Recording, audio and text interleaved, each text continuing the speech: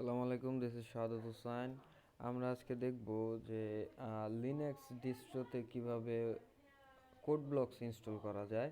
তো আমরা তার জন্য প্রথমে আমাদের টার্মিনাল ওপেন করে নিব। তার জন্য আমাদের এই যে মেনু অপশানে এইখানে টার্মিনাল দেখা যাচ্ছে, বা এখানে আমাদের টার্মিনালটি খুঁজে নিতে পারি, অথবা আমরা আমাদের কিবোর্ড থেকে কন্ট্রোল অল্টার টি, আমি আবার বলছি কন্ট্রোল অল্টার টি প্রেস করলে আমাদের টার্মিনালটি ওপেন হয়ে যাবে। তো টার্মিনালে ঢোকার পরে আমরা প্রথমত আমরা রুট ইউজারে প্রবেশ করব। তার জন্য সুডো সু ব্যবহার করলাম এবং আমি আমার পাসওয়ার্ডটি দিয়ে নিচ্ছি, এবং অলরেডি আমরা রুট ইউজার হিসেবে ব্যবহার করতে পারতেছি। তো এখন আমরা লিখব এপিটি হাইফেন গেট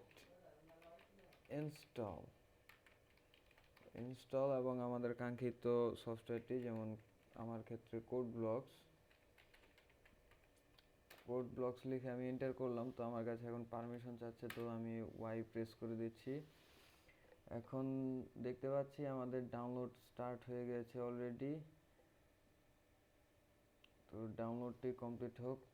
তো এভাবে আমরা কোনো লিনাক্স ডিস্ট্রোতে আমাদের কাঙ্ক্ষিত সফটওয়্যারগুলো খুব সহজেই ইনস্টল করতে পারি।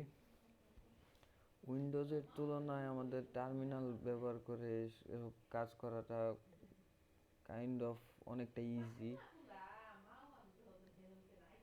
তো প্যাকেজগুলো ইনস্টল হচ্ছে, কিছুটা টাইম নিতেছে।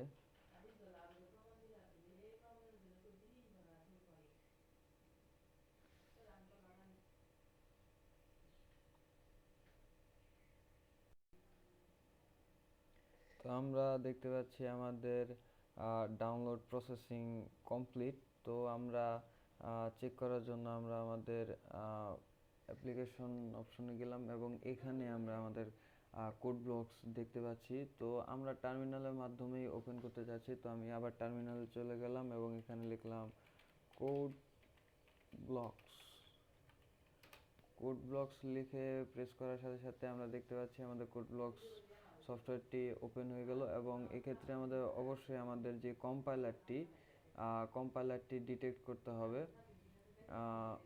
আমরা এক্ষেত্রে জিসিসি কম্পাইলার অলরেডি ডিটেক্টেড আমরা এখানে দেখতে পাচ্ছি, এবং অন্যান্য কম্পাইলারগুলো এগুলো আলাদাভাবে ডিটেক্ট করতে হয়। তো আমাদের যেহেতু এটি ডিটেক্ট করা রয়েছে, তো আমরা ওকেতে প্রেস করব। তো আমরা অলরেডি আমাদের কোড ব্লকসে প্রবেশ করছি। তো এই ছিল আমাদের কিভাবে লিনাক্স ডিস্ট্রোতে কিভাবে আমরা কোড ব্লকস বা কোনো ধরনের সফটওয়্যার ইনস্টল করতে পারি। আসসালামু আলাইকুম।